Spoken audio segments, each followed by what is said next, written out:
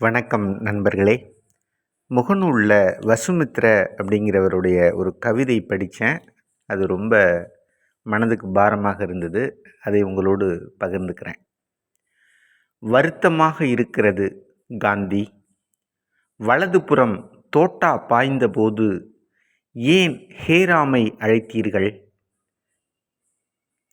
என்ன செய்வது சகோதரனே, என்னால் ராமனுக்கு தர முடிந்த தண்டனை அது ஒன்றுதான்.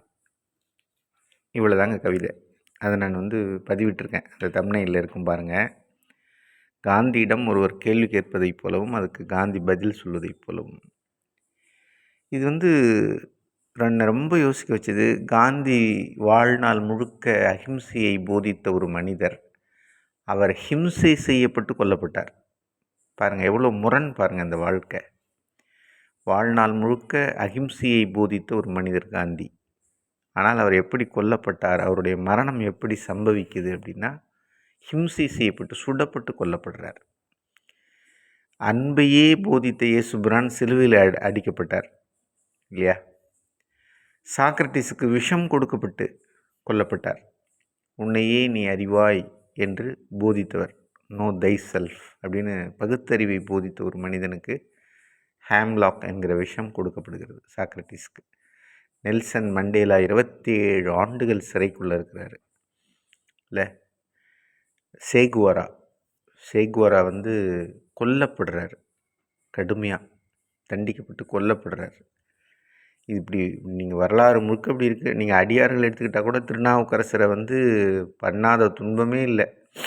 அவ்வளோ துன்பம் பண்ணியிருக்காங்க திருநாவுக்கரசரை. கடலில் கட்டி தூக்கி போடுறதா இருக்கட்டும், சுண்ணாம்பு கால்வாயில் வச்சதாக இருக்கட்டும், யானையை விட்டு இடற விடுறதா, இப்படி பட்டினத்தாருக்கு துன்பம், எல்லாம் மணிவாசகர் துன்பப்பட்டிருக்கார். எல்லாரும் அடியார்கள் பல பேர் துன்பப்பட்டிருக்காங்க. அப்போது நல்லவர்களுக்கு துன்பம் வராதா அப்படின்னா, நல்லவர்களுக்கும் துன்பம் வருகிறதே ஏன்? இதுதான் கேள்வி. அவர்கள் நல்லவர்கள், அவங்களுக்கு ஏன் துன்பம் வருது? அப்போ கடவுளே நான் நல்லவனாக தானே வாழ்ந்தேன், எனக்கு ஏன் இவ்வளோ துன்பத்தை கொடுக்குற, இந்த மன உளைச்சலை கொடுக்குறேன்னு கடவுள்கிட்ட கேட்கிற போது அதற்கு என்ன பதில் இருக்கிறது கடவுள்கிட்ட? இந்த கவிதை ரொம்ப அழகாக பிரதிபலிக்குது இல்லைங்களா?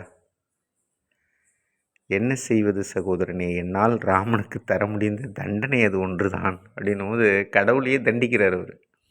ஏன்பா, நான் வாழ்நாள் முழுக்க ராமான்னு ஒன்று தான் வேண்டுனேன், கடைசியில் என்ன ஒருத்தன் சுட்டு கொண்டுட்டான், நீ வேடிக்கை பார்த்துட்டு தானே இருக்க, ஹே ராம் அப்படின்னு சொல்லிட்டு அவர் இருக்கிறார் இந்த தருணம்.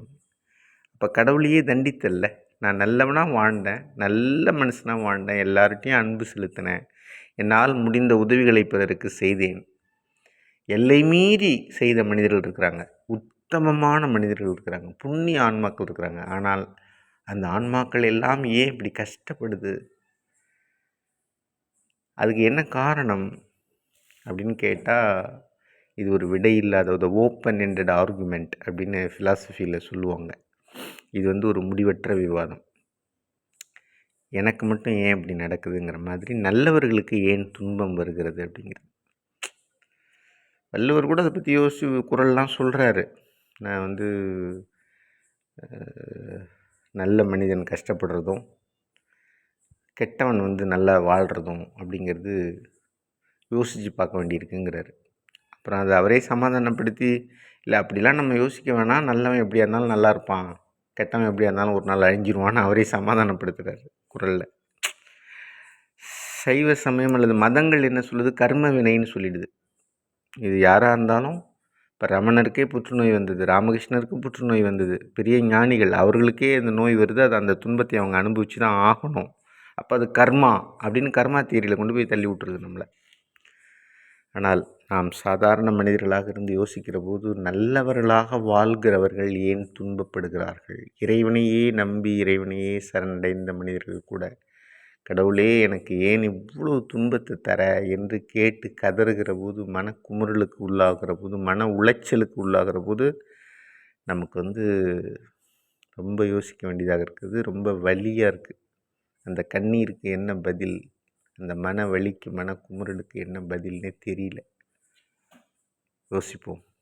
நன்றி, வணக்கம்.